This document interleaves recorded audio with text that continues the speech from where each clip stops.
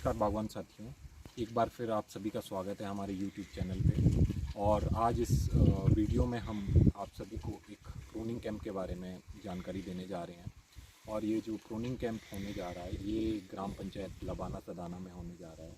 तो हम ग्राम पंचायत लबाना सदाना के तहे दिल से शुक्रिया अदा करते हैं कि उन्होंने आज हमें इन्वाइट किया।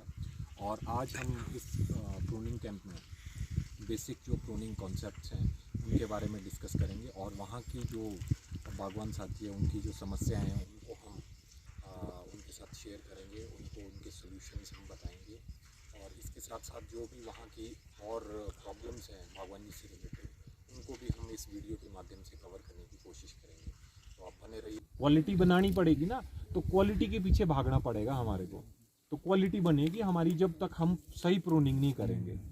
और सही प्रूनिंग तभी होगी जब हमारे को पता होगा कि भाई बगीचे में हमारे को चाहिए क्या बगीचे से। अब मान लो मेरे पास 3 साल का पेड़ है, अब उसको मैं एकदम से थोड़ी अभी फ्रूटिंग पे डालूंगा। मेरे को उसमें लगभग 40% फ्रूटिंग भी रखना पड़ेगा उसको, ताकि वो धीरे धीरे बीमे भी बनाए। 60% उसकी ग्रोथ चाहिए। फिर जैसे जैसे उसकी उम्र बढ़ेगी उसकी ग्रोथ हमने चेक करनी है, उसको रिप्रोडक्शन। और जैसे जैसे प्लांट खुद रिप्रोडक्शन पे आता है उसकी ऑब्वियस सी बात है ग्रोथ धीरे धीरे कम हो जाती है।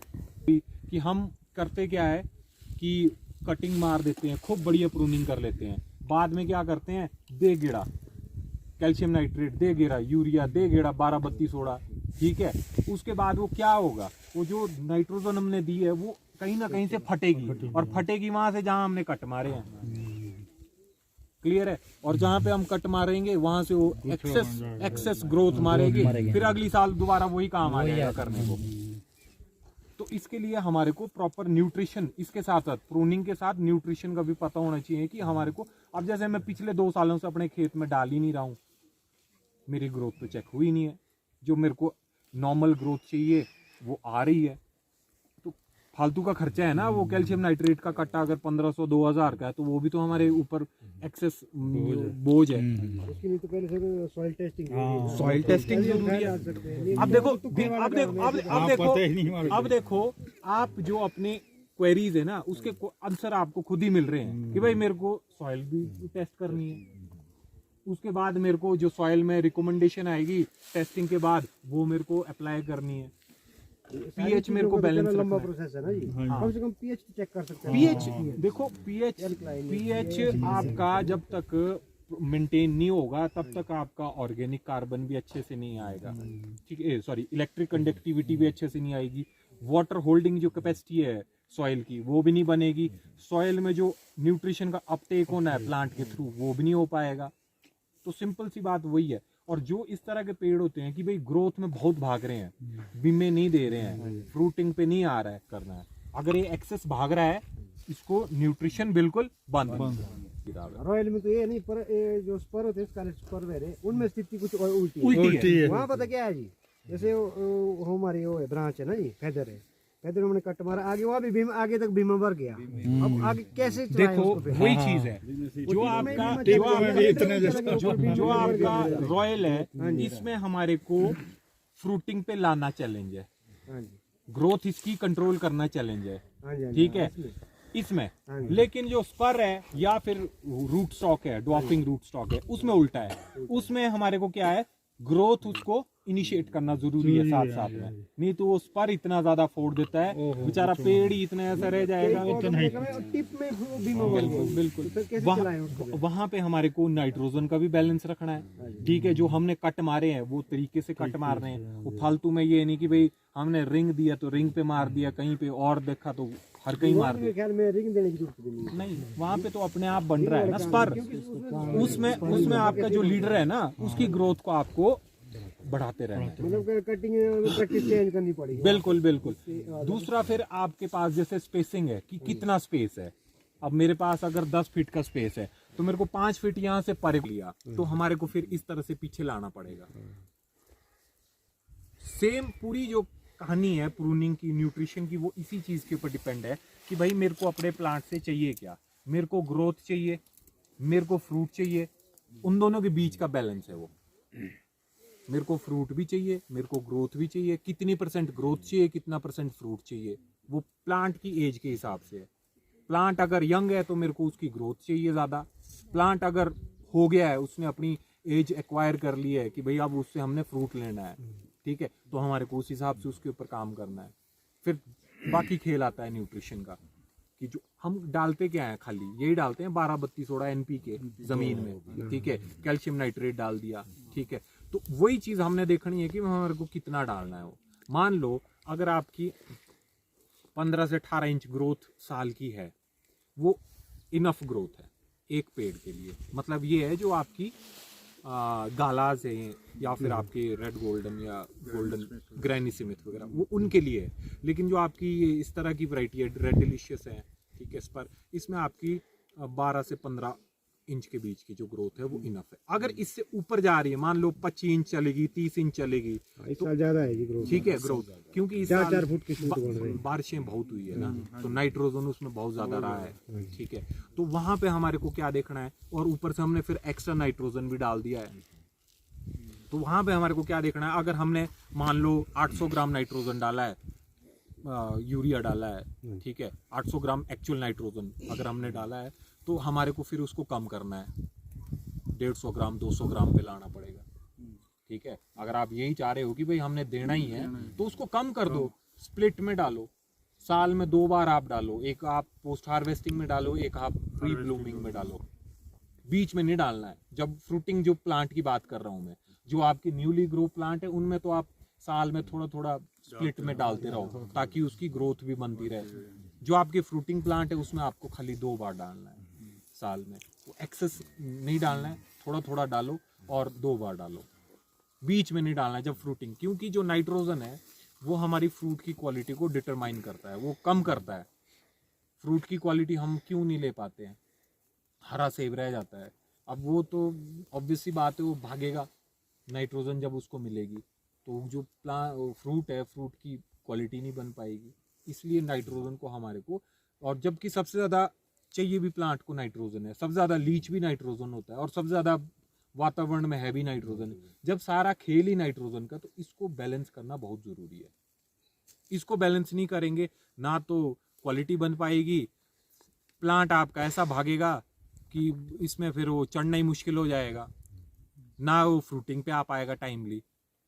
फिर वही बात आ जाएगी, जितने में वो फ्रूट लेना था उतने में वो पेड़ ही खत्म हो रहा है, कोई रूट रॉट, कोई क्या, कोई कुछ बीमारी।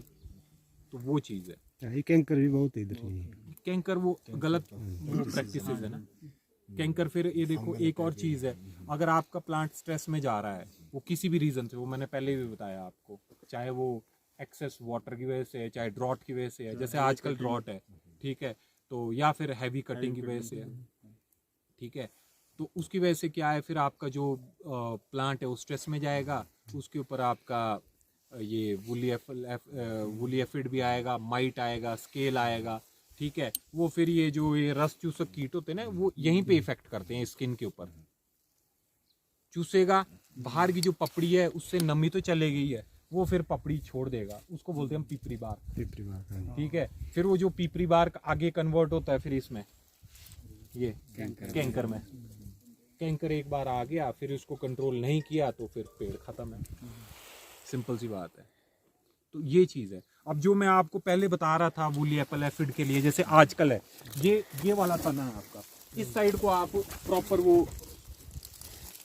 प्रॉपर आप वो अपना वो ले लो, क्या बोलते हैं, जो आपका स्टिकी ट्रैप आता है, डबल टेप भी है, मगर वो स्टिकी ट्रैप इसके लिए एग्जैक्ट है, वो स्पेशल इसी के लिए बना है, ठीक है।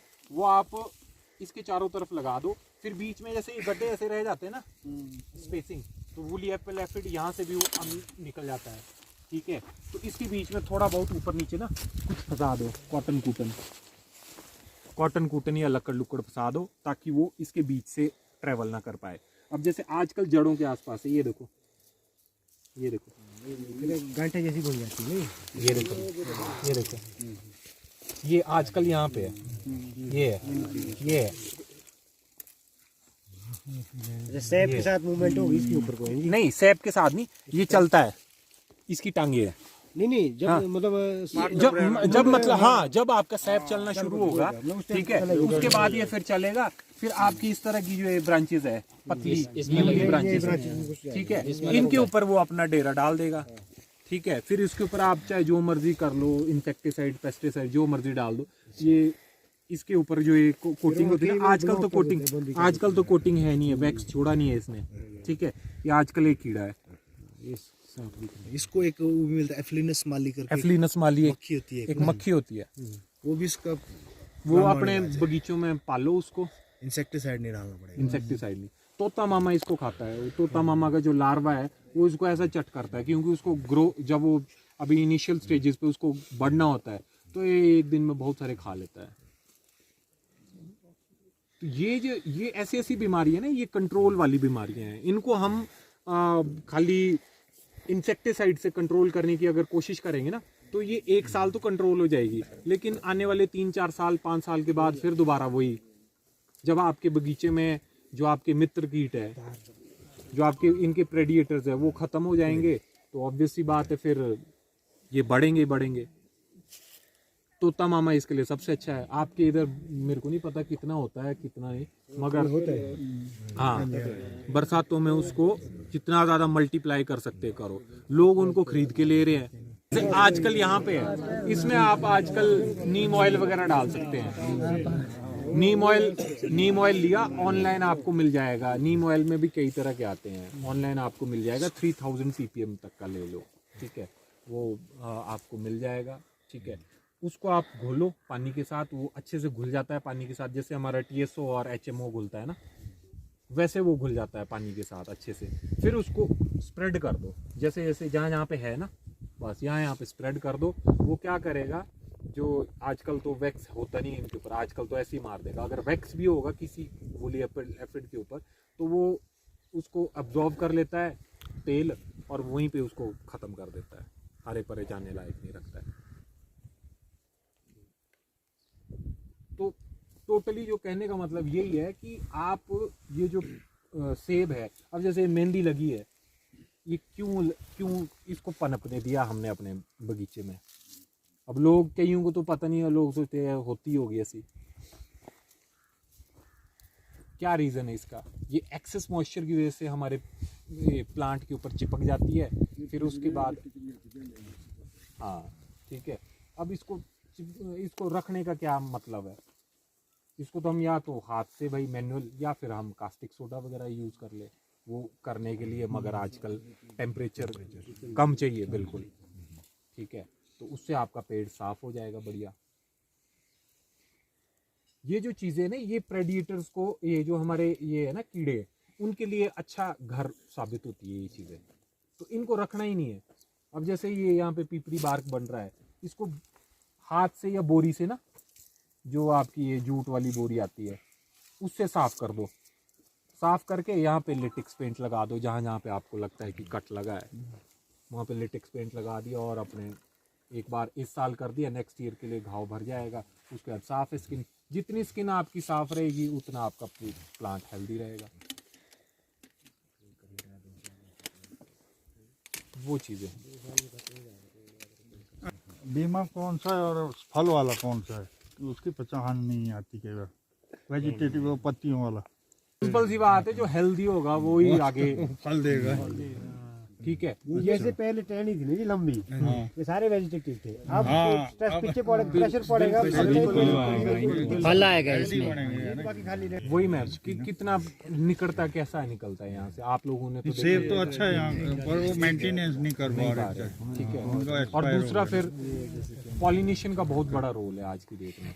पॉलिनेटर हमारे बगीचों में खत्म है।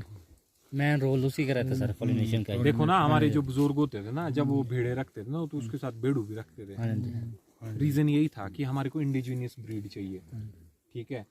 लेकिन आज की डेट में हमने वो वाला जो कॉन्सेप्ट है वो खत्म कर दिया है, ठीक है। वैसे ही कॉन्सेप्ट ये प्लांट के साथ है। अब कुछ ऐसी वैरायटीज हैं जो सेल्फ पॉलिनेटर है, जैसे गालाज है, ठीक है। तो उनमें हमारे को वो दिक्कत नहीं है। अगर आपकी बारिशें लगी है, मान लो फ्लावरिंग टाइम में, या मधुमक्खी नहीं आ रही है, मौसम साफ नहीं है, धूप नहीं लगी है, तो उस कंडीशन में भी उसमें फ्रूटिंग लगने के चांसेस बनते हैं। लेकिन जो हमारे इस तरह के प्लांट्स हैं, ठीक है, जो आपके सेल्फ पॉलिनेटर नहीं है, जो सेल्फ पॉलिनेशन नहीं कर पाते, तो उनके लिए प्रॉपर पॉलिनेटर होने ज़रूरी है। ये माना जाता है कि भाई जो आज की डेट में 100 पेड़ों में अगर आप 100 पेड़ लगा रहे हैं तो उसमें 33 पेड़ आपको पॉलिनेटर भी चाहिए। आपको पॉलिनेटर भी फिर ऐसा चाहिए जो आपका थोड़ा जल्दी आए, मिडल में आए, लेट आए। लेकिन ऐसे पॉलिनेटर अब लोगों ने अपने बगीचों में तो ख़त्म कर ही दिए, अब तो रखे भी नहीं है, बहुत कम है। लेकिन आज की डेट में जैसे ग्रैनी सीमित बोलते हैं, ठीक है, सबसे कि बेटर वही है सर, कि वो आपका जल्दी भी आता है, मिडल में भी आता है, लेट में भी आता है। लेकिन उसकी हमारे को दिक्कत क्या है, वो थोड़ा सा जल्दी आएगा, थोड़ा सा मिडल में आएगा, थोड़ा सा लेट आएगा, तो उसके जो फ्लावर्स हैं या फिर जो उसकी पॉलिनेशन है, ठीक है, तो उसके लिए हमारे को ज़्यादा पॉलिनेटर लगाने पड़ेंगे, क्योंकि कम फ्लावर आ रहा है, थोड़ा अभी आ रहा है, थोड़ा मिडल में आ रहा है, थोड़ा लेट आ रहा है, तो हमारे को क्या करना पड़ेगा कि पॉलिनेटर अपने बगीचे में ज़्यादा इंट्रोड्यूस करने पड़ेंगे। मान लो अभी मैंने इस साल लगा दिया, अब इस साल भी तो फसल लेनी है, तो आपने जो लगाया है पॉलिनेटर, उसकी जो आपने कटिंग ली है, उसको आप ऐसी ऐसी ब्रांचेस पे मार दो, अभी लंबा सा मारो, उसमें बढ़िया 1-1.5 इंच का कट और उसको चिपका दो बीमेवाड़ी जो हाँ जी फूल जाते हैं पॉलिनेटर तो उसमें बाद में, या पॉलिनेटर पहले आता है, इसमें लेट आता है। वही मैं बोल रहा हूँ ना, कुछ अब अभी वही बात कर रहे थे हम कि भाई जो हमारे पॉलिनेटर है वो हमारे को ऐसे सिलेक्ट करने हैं कि जो जल्दी भी आए, बीच में भी आए और लास्ट में तीनों स्टेजेस। अब इसमें हमारे को आज की डेट में पॉलिनेटर है जैसे ग्रैनी सीमित है, हम बात करते हैं, ठीक है, ग्रैनी सीमित बहुत अच्छा है, लेकिन लोग बोलते हैं उसकी मार्केट नहीं है, हमारे को ये नहीं मिलता, वो नहीं मिलता, जबकि उसकी मार्केट बहुत अच्छी है। हमारे पास वो है ही कितना है, क्वांटिटी में नहीं है। हम 10 हाफ अगर निकाल रहे हैं, कहाँ बेचेंगे उसको? सिंपल सी बात है, या तो खाएंगे या फिर अरे परे बांट देंगे। अगर हमारे पास 200 पेड़ का अगर एक बगीचे 200 पेड़ लगे हमारे बगीचे में, ठीक है, तो उसके बाद आप बेच के देखो उसको 2500 से 3000 रुपए के बीच में जाता है। हाँ बक्स हो गए, बिल्कुल बिल्कुल बिल्कुल। हम नहीं तो पहले क्या करते थे, थोड़ा अर्ली आता था तो क्रैप एप्पल लगा देते थे, अब वो खट्टा सेब, तो फिर बीच में रेड जून था, गोल्डन तो चलो है ही है, रेड गोल्डन वगैरह रेड गोल्डन वगैरह, हाँ हाँ वो तो चला ही है। अब तो आपके पास अब तो मैक्सिमम आपके पास गालाज की इतनी ज्यादा स्ट्रेन्स हैं जो सेल्फ पॉलिनेटर भी है और अपने साथ साथ थोड़ा बहुत पॉलिनेशन वो बगीचे में भी कर लेते हैं। मान लो अगर आपने पॉलिनेटर ग्रैनी सीमित नहीं लगाना है, आप गालाज लगा दो जो आपकी एलिवेशन के अकॉर्डिंग है, उसमें गालाज बिकता भी अच्छा है, नो डाउट, और पॉलिनेशन भी करेगा, ठीक है। हाँ ग्रोथ हैबिट अच्छी है, मगर उसमें एक दिक्कत आती है, उसमें ब्लाइंड वुड ज्यादा बनता है, जैसे भाग गया ना ऊपर तो बीच में वो क्वेश्चन मैं पूछना चाह रहा था, जैसे हमने लगाए है ना, जैसे उस जेरोमैन के पेड़ में भी लगाए, सारा जेरोमैन तो रह गया इतना, वो आगे वो चला गया इतना, वो तो बीच में कुछ नहीं है। उसको कंट्रोल कैसे करना, उसको टिप देना है या नहीं, कि खुला छोड़ दिया मैं तो इस उसमें सिंपल सी बात है, टिप दो या ना दो वो भागेगा, ठीक है, कहीं और से भाग जाएगा। उसको कंट्रोल करने का सबसे अच्छा मेथड है उसकी ब्रांचेस निकालो नोचिंग से। अच्छा, जब नोचिंग करेंगे आप, वो ब्रांचेस देगा तो उसका जो सैप है वो उन ब्रांचेस में डाइवर्ट हो जाएगा, जो ऊपर को बेशक देगा उसके बाद भी ग्रोथ, मगर उतनी नहीं देगा। अगर आपने उसको, जो इस तरह की वैरायटीज है ना, जो आपकी विग्रस वैरायटीज है, इनको फ्रूटिंग पे लाना सबसे बड़ा चैलेंज है। एक बार वो फ्रूटिंग पे आ गई, वो कंट्रोल हो जाएंगे, उनको फिर कंट्रोल करने की जरूरत है। और उसमें फालतू नाइट्रोजन या फालतू न्यूट्रिशन देने की जरूरत नहीं है, क्योंकि ऑब्वियस सी बात है वो भाग ही रहा है। हमारे को 2 तरह की ग्रोथ चाहिए, एक वेजिटेटिव ग्रोथ, एक रिप्रोडक्टिव ग्रोथ। वेजिटेटिव ग्रोथ है जो भागने वाली है, पेड़ को बढ़ाना है। दूसरी जो रिप्रोडक्टिव ग्रोथ है वो है हमारे को ऐसे ऐसे बीमे तैयार करना। तो अब वो डिपेंड करता है कि भाई हमारे को प्लांट के हिसाब से देखना है। यंग प्लांट है तो उसको वेजिटेटिव ग्रोथ में रखना है, कि उसको बनाना है हमने पहले। जब वो एक बार बन जाएगा उसके बाद फिर हम उसको फ्रूटिंग पे लेंगे। सिंपल सी बात यही है, जैसा इंसान के साथ है वैसे इन पेड़ों के साथ है। जब तक बच्चा एक ऐसी स्टेज पे ना पहुंच जाए जहाँ पे वो खुद कमाना शुरू करे, परिवार का ध्यान रखना शुरू करे, तब तक हम उसका ब्याह नहीं करवाते हैं। ठीक है, तो वैसे ही सिस्टम यहाँ पे है। जब तक ये अपना ध्यान और हमारा ध्यान नहीं रख सकता है, तब तक हम इससे फ्रूटिंग नहीं ले पाएंगे। अगर हमने इसको अनमेच्योर छोटे में ही इसको बोलते ना वो बाल विवाह, फिर बेचारा कहीं का नहीं रहता, ना तो अपनी ग्रोथ कर पाता है, ना ही परिवार को दे पाता है। तो सेम इसके साथ, ना ये अपनी ग्रोथ कर पाएगा, ना ही हमारे को प्रोडक्शन दे पाएगा। छोटे से पेड़ से आप कितना सेब निकाल लोगे? तो सिंपल सी बात यही है कि हमारे को देखना ये है कि हमारे को अपने प्लांट से चाहिए क्या। ग्रोथ चाहिए, बीमे चाहिए, फ्रूट चाहिए, तो हमारे को वो बैलेंस रखना जरूरी है। बाकी यहाँ पे नेचर ने सब कुछ दिया है, कुछ एक्स्ट्रा करने की जरूरत नहीं है। सिर्फ जो टेक्निक्स है उनको फॉलो करना है, बेसिक जो थंब रूल है उसको फॉलो करना है। हमने अगर मान लो नया ऑर्चर्ड लगा लिया, 300 प्लांट लगा लिए, तो 33 के हिसाब से हमारे को 99 प्लांट्स हमारे को पॉलिनेशन के चाहिए। वो चाहे आप गाला लगाओ, चाहे ग्रैनी सीमेंट लगाओ, वो आपके ऊपर है। ठीक है, और जो आपके 201 प्लांट है वो आप अपनी दूसरी वैरायटीज के लगाओ, वो कोई दिक्कत नहीं है। वो आपके ऊपर डिपेंड है कि क्या लगाना है आपने। ठीक है, उसके बाद फिर उसकी प्रॉपर ट्रेनिंग करो, क्योंकि एक प्लांट को बचपन से ना अगर आप उसको अच्छे से ट्रेन करोगे, मान लो इस साल मैंने पेड़ लगाया, मैंने यहाँ पे कट मारा, यहाँ पे कट मारा, उसका नेक्स्ट ईयर क्या होगा, जो पहली इसकी आईज है वो ऊपर को भागेगी, उसके साथ साथ नीचे की जो 2 आईज है ना वो भी उसके साथ पीछे पीछे से भागेंगी।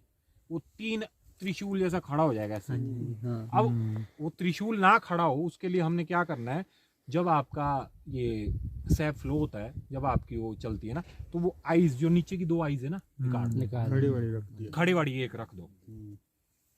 ठीक है, अब जब रख दी वो सीधा भागेगी, उसके नीचे की जो बाकी 3-4 आईज है वो खुलेंगी, वो फेदर बनेंगे आपके शुरू के। ठीक है, उसके बाद फिर आपने नेक्स्ट ईयर जो आप कट मारोगे जहाँ पे, उसके बाद का जो नीचे वाला पोर्शन है, अगर गाला है तो उसमें नोचिंग जरूरी है।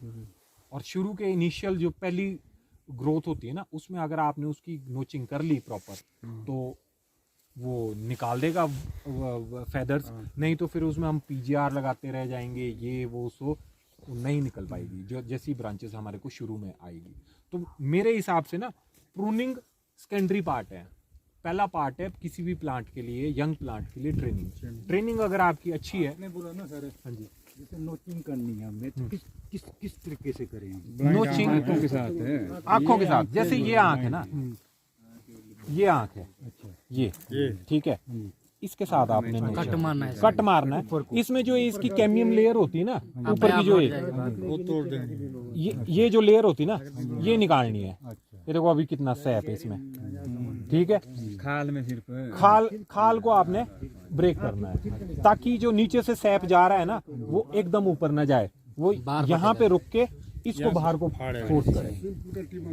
हाँ, खाल फटे। उसके लिए आप एक काम कर सकते हैं, ये एक्सा ब्लेड नहीं आता है, डबल साइड कर दो इसको, दोनों 2 पास से आरे पारे से बांधा और बीच में, वो बढ़िया नोचिंग देता है।